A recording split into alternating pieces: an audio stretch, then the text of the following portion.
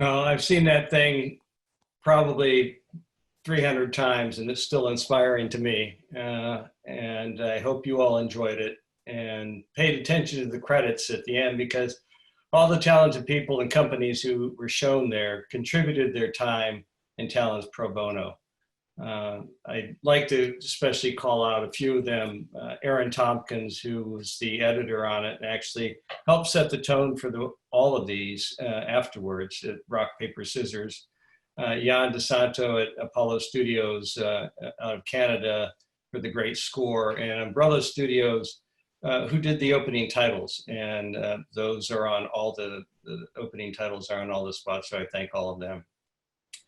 And unless you have something to say from that, Rob, I'd like to go into the Q&A, unless you have a comment to make at all.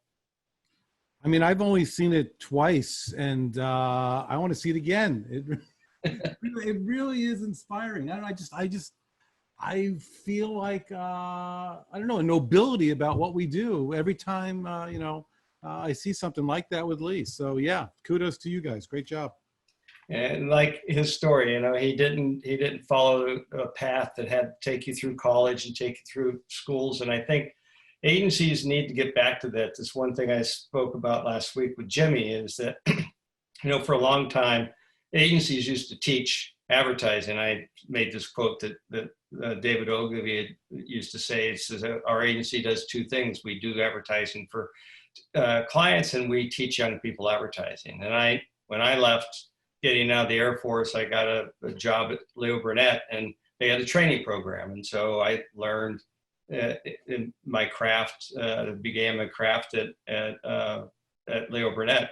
Agencies don't do that anymore. And I think this is a time where agencies can start to take some risk, hire some young people, and give them an opportunity to get back in a business that right now could use an infusion of young people. So hopefully something like that can come about. By the way, I think what you learn at college will probably hurt you in advertising. Because I just remember early on, and it's something I learned from Lee, was I think sometimes we were too intellectual. We were trying to use too many big words, and he'd always be like, "Could you dumb that down and make us all smarter? Just dumb it down." And it wasn't to make it dumb; it was to simplify it. Yeah. So here's one of the questions that I think a provocative one that we can get into, which is, if TBWA Chiat Day received the brief "Fix America," how would you take that on? Fix America. Well, the first thing we'd do, we'd fire the lead client. We'd have to figure out how he'd have to go. No, I love this question, because even when there was good leadership in the White House, we would always have these conversations about, wouldn't it be great if Lee could art direct America? Because I think that, we have the right idea. Life, liberty, and the pursuit of happiness. This is the right idea, but we got to work on the product. Product's not working well. Infrastructure, signage, not good. It's just an art direction mess. But I think, like you saw in your film about Lee, and I think like you see in Lee's career, if you have the idea, you can do anything. And if life, liberty, and the pursuit of happiness is the idea, we can work with that.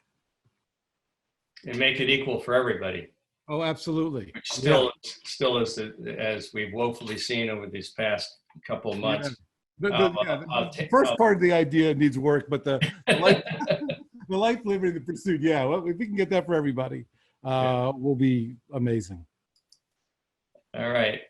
This is one I think is extremely relevant right now. What is your advice to young creatives looking to enter the industry within the next year, given what's gone on? If I were starting out again, at first I would say make stuff. You have a lot of opportunities to make things, but I want to pull back. Before you make stuff, I think you need to learn stuff. And I've been thinking about this a lot. And what I love about this, series, Rick, is that you are providing the syllabus of what people need to learn. And it always struck me that, you know, if you're going to be a playwright, you're going to learn Shakespeare. You know, if you're going to be, you know, a painter, you're going to learn, you know, a bit about, you know, Picasso and what have you. We don't relish and celebrate enough the people who came before us. And when you look at the film, you know, look how much Lee was influenced by Mary Wells. You know, when you look at what she did for Braniff, I feel like we had that conversation about every single brand we worked on. So I think before you make stuff, I think you have to learn from the greats. Your series, you know, Lee, you know, Gossage, you know, Bernbach, you're going to do Rich and Jeff. Those guys are pretty good. I think what you and Bill Hamilton did. I mean, there's a lot of people who did great things before us.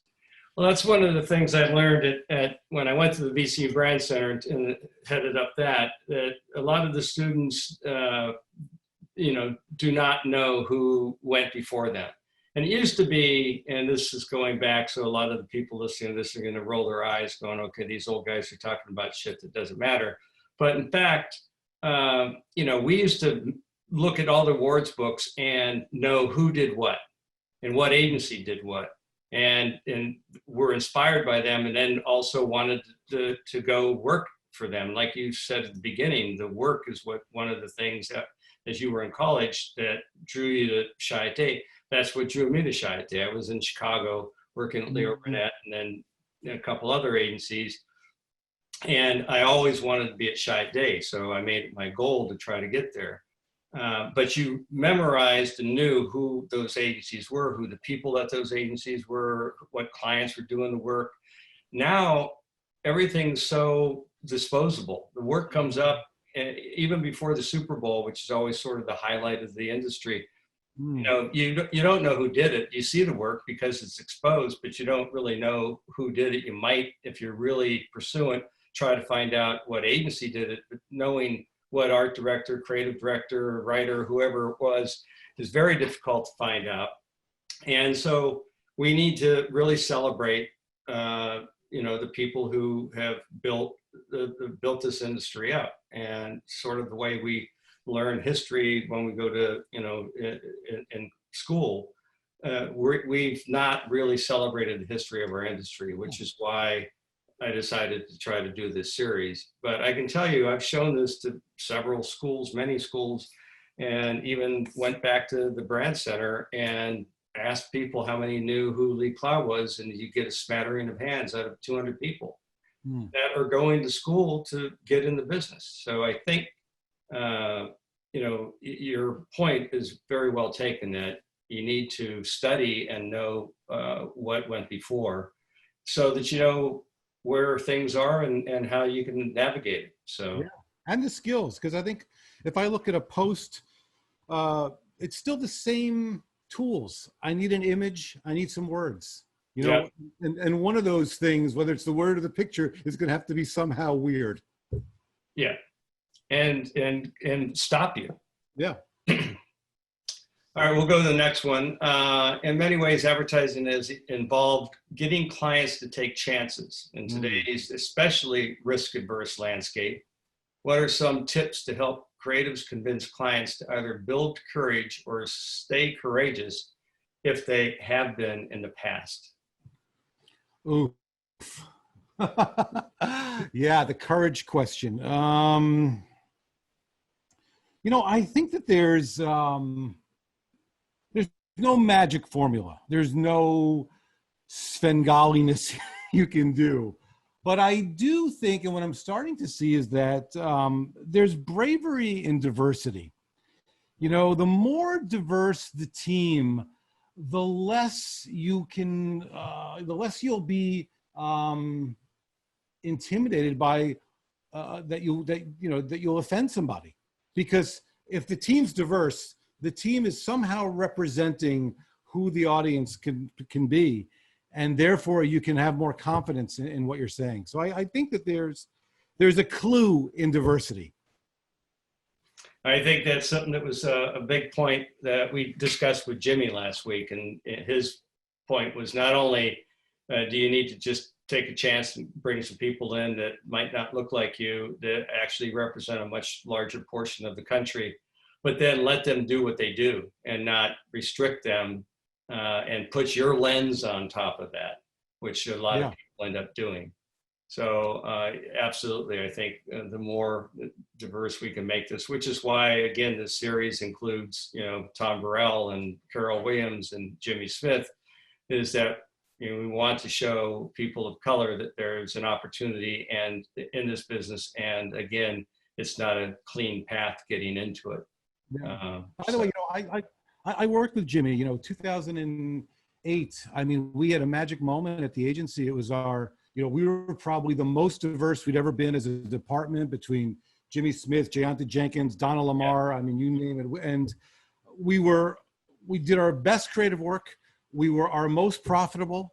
We won the most awards. I mean, on any measure of success, it was because we had this very diverse group, and we saw, I think that was the future, 2008 in Los Angeles at that moment, that was the future. And I think, I would love to replicate that. Great. Well, I think, again, that gets back to taking some chances on some people and not just waiting for them to be stamped out of portfolio schools. That we need to get back to embracing agencies taking the chances to maybe bring some people in. I spoke about this last week when I was at Ogilvy before I left to go to the Brandcenter. I created an in-house program called Young Guns, where I went around and hired students from around the country, many of them from undergrad programs, some from portfolio schools, but then brought them in, gave them a year guaranteed salary, insurance, brought them in just as employees. And they were mentored by a creative director who headed up that group. And we gave them assignments that we would normally have gotten freelancers in from the agency. And of the 22 over those 4 years, young creatives that we brought in, 21 of them ended up going into the agency and becoming talented people within the industry. So I think the agencies need to get back to doing some of that, especially now, given what's transpired with this, whole COVID thing and where the world is right now. Absolutely. 2 more questions for you. I think we have time. Well, we'll do one of these. During the span of your career, what's the one thing that's gotten worse in the ad industry, and what's the one thing that's gotten better? Oh my God. We don't have enough time. I was watching Lee's film, and I think one of the things that's worse is we as agencies don't have as much access to CEOs. And again, when you look at Lee's relationship with Steve Jobs, you look at Braniff, when I look across, whenever we've had close relationship with CEOs, we did our best work. And I think what was powerful about that was that the CEOs saw the power of communications, and they saw the power of what great language and incredible imagery and ideas could do for their companies. So I think what's worse is that we are caught in the bureaucracy, and we have more access to procurement than we do CEOs. That's an issue. I think what's better simply is that we have more access to technology and platforms. I mean, all of the tools have been democratized. As we were saying, before, you would need an editor to edit your stuff. Well, now, when we work with kids, they already know how to edit. Yeah. We might be able to help with the storytelling and help there, but they have the hard skill, and we can then work with them on the soft skills, the storytelling. Yeah, I think to your point about having more access to CEOs, when those relationships are solid, like Lee pointed out with Steve Jobs, that relationship lasted, after Steve got ousted, and then when Steve came back, the first thing he did was call Lee to say, hey, I could use your help to help get my brand back on track. Yeah. And absolutely. so, when those relationships are solid, they're golden, and they're few and far between, but hopefully clients can learn from that too. So Anyway, thank you so much, Rob. And I just want to say in closing that thank Gina and the Advertising Club and AICP for helping put all this together, and to the many talented companies and artists who've endeavored to bring this series to life. We'd love to get this out to more a broader communication because of a lot of the clips that we have in here. It has to be password protected, so we have to make sure that if you want to share this with other people, that you go through the club. So please contact the Advertising Club International Andes, and they can help get this to you to get out and get exposed to schools. And finally, before I go, I'd like to remind you that next Monday, July 27th, we'll be screening Keith Reinhardt's Inspiration, along with Chief Creative Officer of DDB Worldwide, Ari Weiss. So I hope you'll join us if you can. And Rob, thanks again. Thank you, everybody. Guys. Do it for us today. Enjoy.